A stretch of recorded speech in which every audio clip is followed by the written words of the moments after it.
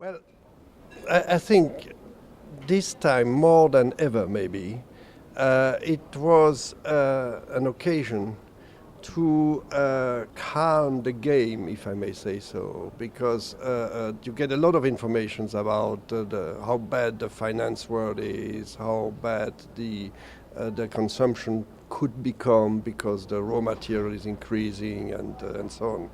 And actually, we had to look into that and what our figures show.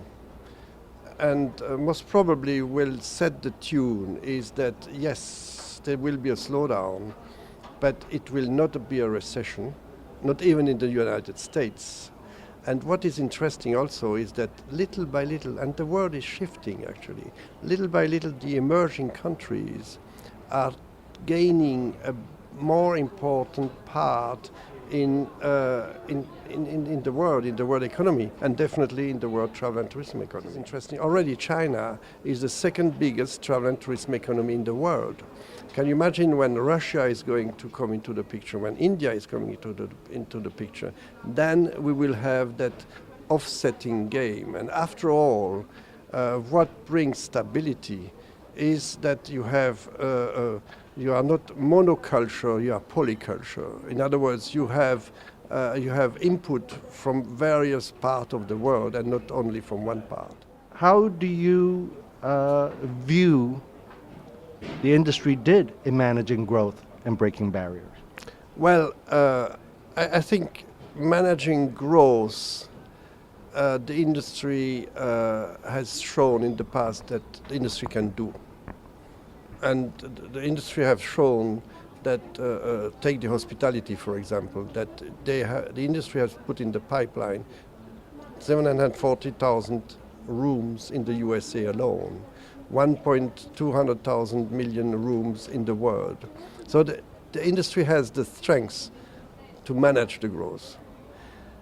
On the other hand, does the industry have the strength to convince governments to break barriers? I think that has still a long way to go. If we don't convince government that infrastructures, is it physical infrastructures like airports, but also non-physical infrastructures like air traffic control systems and so on, if we are not able to convince government to do that, I think we are not doing what we should do for that industry. Everything is related.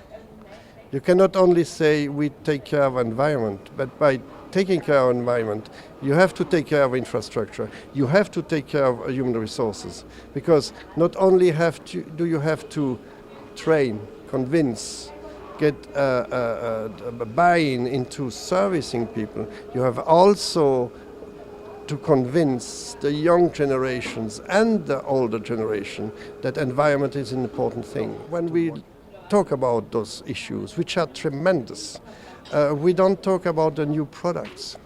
I learned recently that the Japanese have developed a film which, if you put it on a window, it becomes a solar panel.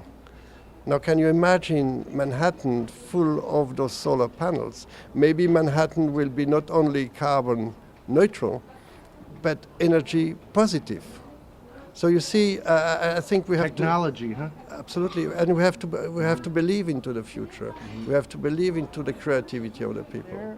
You're mentioning the first time the theme for this coming year's Travel and Tourism Summit in Dubai. Mm-hmm. And that was, if you'll repeat? It will be world citizens, because we are a global industry. Whatever we do on one side of the world has an impact on the other side.